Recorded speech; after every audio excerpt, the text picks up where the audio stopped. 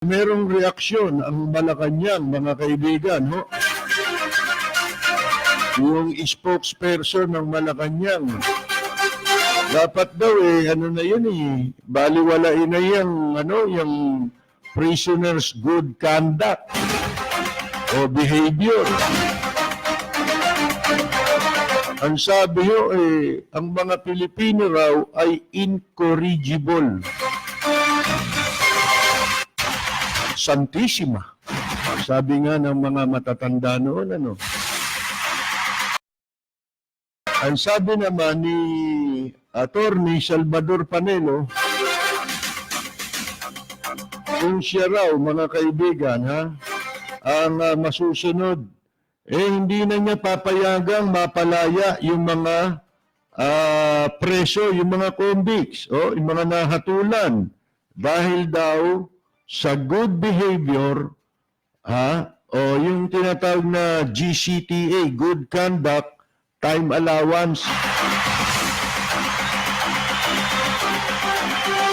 Ang sabi niya, mga kaibigan, yun daw, yun daw suggestion niya, there is, forget the good conducting.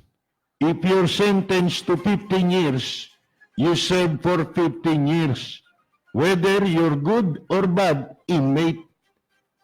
You're sentenced to 40 years, life imprisonment, you serve that. Ayun, ibig niyo sabihin, mga kaibigan, yung preso na nahatulan halimbawa ng 15 taong pagkabilanggo, wala raw siyang pakialam kahit na maging mabuti ka na rin sa loob, o naging masama ka, basta ang sentensya mo 40 years. Life imprisonment, kailangan isilbi mo yon, tapusin mo ang sentensya mo. Ang batas daw ang nagbigay sa iyo ng parusang ganon dahil sa nagawa mong krimen. At ang katumbas na parusa, ipinataw sa iyo. Binabayaran mo yung utang mo sa lipunan. Kung mabuting tao ka na dyan. Ayan. Hindi po pwede reformative dito sa Pilipinas. Ito na po. Alam mo tayong mga Pilipino, masyado tayong incorrigible. Kaya kailangan talaga strong hand. Hihimay-himayin natin yung mga sinabi nilang yan, mga kaibigan, ni Attorney Salvador Panelo, kung saan-saan na natin, kasi nasira yung yung sinasabi ni Attorney Panelo, na meron pang isang issue pala na yung daw martial law, kinailangan, ewan ko kung kailangan o kinailangan kasi nangyari dito yung martial law nung araw, di ba? Para daw i-preserve ang democracy. At ito, malimit na ipapaskil sa mga social media, sa Facebook specifically. Yung sinabi ni Lee Kuan Yew, na hindi raw bagay sa mga Pilipino ang demokrasya. Ang kailangan daw ng mga Pilipino ay parang kamay na bakal, yung strong leader. Kasi po nung si Lee Kuan Yew, kung tutusin nyo, maraming humahanga sa ating Lee Kuan Yew nung araw, di ba? Nung siya ang namumuno sa Singapore. At umunlad ang Singapore dahil sa pamumuno ni Lee Kuan Yew. Pero, mga kaibigan, si Lee Kuan Yew, diktador din. Di ba? Diktador yun, si Lee Kuan Yew. Kaya lang, mabuting diktador. Talagang ginawa niya kung ano yung makakabuti para sa lahat. Yung walang tinatangi, walang pinipili. kaya umunlad sila. Totoo ba na dito sa atin katulad nung sinabi ni Attorney Panelo na incorrigible. Wala nang lunas na maikorek, maitama, maiwasto ang mga Pilipino. Mahirap itama ang mga Pilipino. Mahirap i-correct. Hindi ba? Yung incorrigible. Ako, hindi ako naniniwalang ganun Kasi mahaba na rin naman ang nasubaybayan nating kasaysayan ng ating bansa. Magmula nung naging tao, huwag na nating isama yung siyempre, yung mga naalaman nating kasaysayan sa mga panahon na hindi pa tayo isinisilang. Doon na lang sa panahong isinilang ako, mga kaibigan, hanggang sa ngayon. Hindi ako naniniwalang ang mga Pilipino incorrigible. Yung mahirap itama, kaya daw baliwala hindi na dapat ipatupad yung GCTA, baliwalain na yun kasi incorrigible daw tayong mga Pilipino. Kayo ba papayag kayo, incorrigible kayo? Ito halimbawang hindi totoo yan. Bakit pag nagpunta sa ibang bansa, nagagawa namang sumunod ng mga Pilipino doon sa mga batas na ipinatutupad sa bansang kanilang pinuntahan? Di hindi incorrigible, di mali si Panelo, mga kaibigan. Bali ba ibang bansa yun. Di ba? Ibang kultura yun. Bakit doon sinisikap niyang maka-adapt doon sa culture, mga kaibigan? At doon sa mga batas ay sinisikap din ng mga kababayan nating makasunod doon sa mga batas. Di mali kayo. Ang totoo niyan, kaya nasasabi nila yan, kasi hindi naman talagang maipapatupad ang batas dito Sapagkat yung kadalasan, ang batas, para lang sa mga maliliit na tao. Hindi katulad nung ang namumuno ng Maynila at saka ang pulis. Namumuno sa pulis ng Maynila bilang general at saka naging mayor ng Maynila, si Mayor Alfredo Lim. Ano yung sinasabi ni Mayor Lim noon, di ba? Kaya noon, sa panahon ni Mayor Lim bilang pulis, napakaraming tao ang nakapagtamo ng katarungan. Bakit? Dahil sa panahon niya, ang batas walang pinipili. Yun ang talagang totoo. Mga kaibigan, na ika nga tagapagpatupad ng batas. Kamay na bakal din. Gumagamit din si Mayor Lim ng kamay na bakal. Pero, yung tamang paggamit ng kamay na bakal. Totoo yun Paano magkokomentaryo si Lee Kuan Yew sa sitwasyon ng Pilipinas at saka sa sitwasyon ng Singapore? Sila'y inchik, tayo hindi. Hindi ba? Hindi naman sila lumaki sa Pilipinas. Paano niyang masasabing ang kailangan ng Pilipino hindi demokrasya? Hindi. Marami lang tarantado sa gobyerno. Marami lang magnanakaw sa gobyerno ng Pilipinas. Mga kaibigan, kaya tayo ganito. Sinasabi niyong incorrigible, yung mga Pilipino na nagiging matigas ang ulo, iyan epekto lang yan ng katarantaduhan ng mga namumuno sa Pilipinas.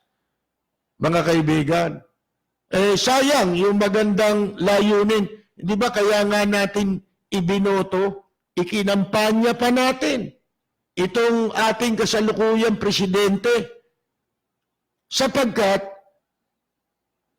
meron siyang kamay na bakal. Alam natin, kasi nga, hinangaan ko yan, 2008 napunta ako ng Davao Sabi ko nga sa inyo Kaya simula nun malimit na binabanggit ko yan.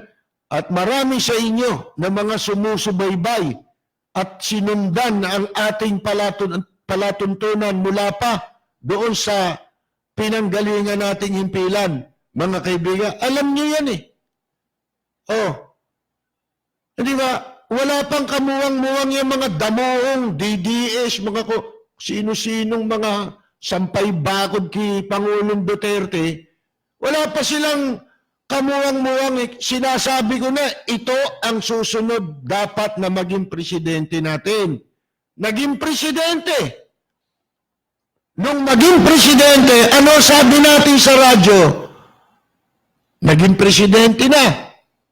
Ano ang dapat gawin nating mga sumuporta rito? Aba, ang dapat nating gawin, bantayan natin itong mga nakapaligid at pumapaligid.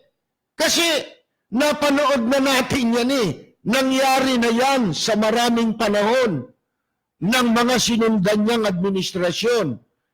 Sino ang sumira? Di yung mga tao niya rin. Di tao rin nila. Ganun din ngayon. Wala naman magbabago wala Ang iniisip nitong mga taong ito na nagkukunwari, maka Duterte, mga kaibigan, nagpapanggap lang naman. Kasi kung talaga nagmamalasakit ka sa presidente, mga kaibigan, babantayan mo yung mga gumagawa ng mali. Sisitahin mo. Isusumbong mo. Di ba yung pangaan sabi? Ayaw ko ng korap. Di ba yun ang sabi? Makarinig lang ako, kahit simoy lang.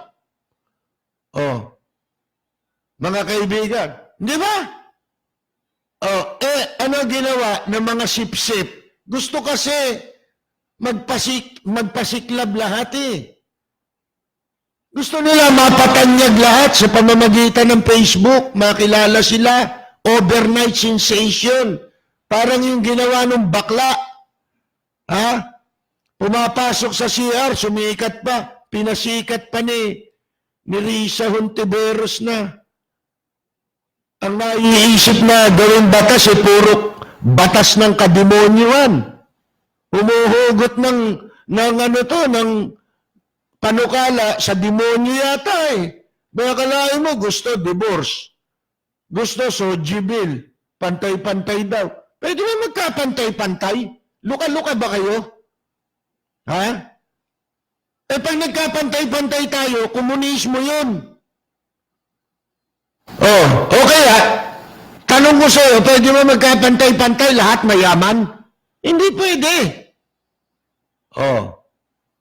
Lalo pa dito sa bansa natin. Ang bansa natin kahit sino yata umupo Mabait sila sa mga mayaman.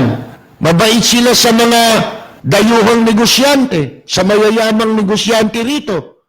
Pero sa kapwa nilang mga Pilipino, sarado pagkakataon. Mga kaibigan,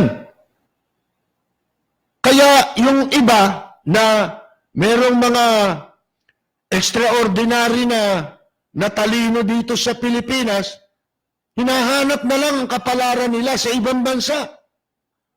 Sapagkat hindi niya pakikinabangan yung kanyang talent dito. Ito isa, mga inventor. Tinulungan ba yan ng gobyerno? Kung dito lang sila, kamukha yung mga ginamit sa NASA, di ba? Yung mga naka-invento ng Skylab, mga Pilipino yan naka-invento ng Armalite. Kung dito ba yan, tutulungan ba yan ng gobyerno natin? Walang dito, level of playing fields. Pag sinabi nilang level of playing fields, doon lang yun sa sektor ng mayayaman. Yun ang magiging level ang kanilang labanan, mga kaibigan.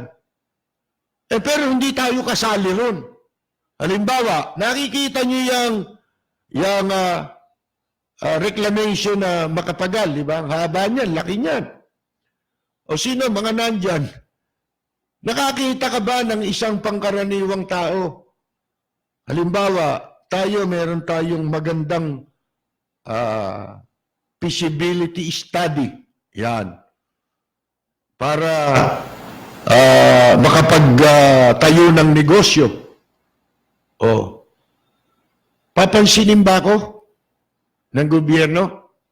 Papadala ko? Baka nakawin pa nila yung feasibility study. Ha? At ibigay sa iba. Ha? Wala kang pagkakataon. Eh yung Singapore, papareho ni Lee Kuan Yew rito. Hindi naman ginawa ng mga Pilipinong leader dito yan eh. Bumawa ng Singapore dahil sa mga mamamayan nila. Yun ang nagnegosyo sa kanila. Kaya pag pumunta ka ron, mayayaman doon, mga Singaporean. Di ba? Mga mamamayan nila ron. Pumunta ka sa Thailand, ang mga mayayaman doon, siyempre, nangungunang mayaman doon, yung mga taga ron sa kanila. Bagay, hindi naman kasing unlad ng ang Thailand, hindi ganun kaunlad. Pero yung mauunlad na bansa, yung ba, umunlad sila dahil sa,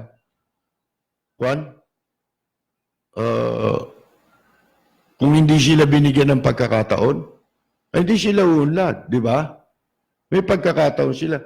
Yun ang masama dito eh. Dapat, ang pinayayaman mo yung sarili mo. Nakita mong merong potensyal. Yung mga gustong ipanukala ng mga pangkaraniwang mamamayan, gusto magkaroon ng negosyo, gusto makapagtayo ng ganito. Di ba yun ang dapat tinutulungan ng gobyerno? Pag-aaralan naman nila yun eh. Kaya lang hindi. Kung ano man yung suporta ng gobyerno, binibigay lang yun sa mayayaman. Nakita mo yung reclamation area. Reclamation dyan sa Makapagal. Sino nakikinabang dyan? Bilangin mo. Sabihin mo mga pangalan. Di ba puro mga tycoon yan? Masama pa, yung talaga mga dayuhan na nagpapasukan ngayon dito, kung tayo ng mga property nila, pwede rin gawin dito yan, nagawa na sana yan kung hindi corrupt eh. Ito na lang tandaan ninyo. Bakit dito sa Asia pag-aralan ninyo, ang Asian countries? Hindi na kailangan malalim na pag-aaral. Ang kailangan lang, tignan mo lang yung karaniwang pangyayari. Ano halimbawa? Traffic. Pumunta ka sa Japan, wala niyan eh. May traffic pero hindi ka mukha dito na hindi mo alam kung makakauwi ka pa ng bahay sa sobrang traffic. Kung makakauwi ka man, hindi mo alam kailan. Sabi nga minsan Makati is 2 hours away from Makati. Hindi ba? Experience natin yan mga kaibigan. Ngayon, bakit? Pansinin ninyo ang Japan gumagawa ng sasakyan. Bakit? Kasi nakapagtayo sila ng mga mass transport system. Alam na namin yan pansinin ninyo. Singapore. Di ba? Pag pumunta ka sa Japan, sa airport pa lang, ngayon hindi pa ako nakakabalik dyan, matagal na, pero ganun daw ngayon. Sa airport, meron ng train. Doon sa pupuntahan mong lugar, diretso na. Hindi ka nalalabas ng airport building, makakasakay ka na ng train papunta sa mga pupuntahan mong lugar. Ganun din sa Hong Kong, di ba? Ganun din sa Singapore, di ba? Bakit sila meron nun? Mga kaibigan, pansinin ninyo, ang may matraffic na lugar, Indonesia, grabe Pinakagrabe, Indonesia raw. Oh, Thailand, tsaka tayo. Yung tatlong yan. Tanungin nyo bakit? Ang mga namumuno, kurap. Sa Hong Kong, traffic din eh. May oras lang. Mga kaibigan. Pero, hindi ka mukha dito. Ang traffic doon. At doon, kasi, kaya nila nagawa yun, hindi sila kurap.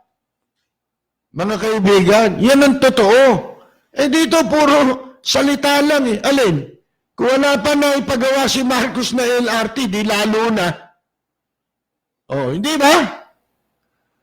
Oh, ngayon, mali ang mga pananaw na eh. Tignan mo, isipin mo bang abogado yun? Oh? Abogado yun. Hindi naman sinasabi natin walang kwentang abogado, pero teka muna.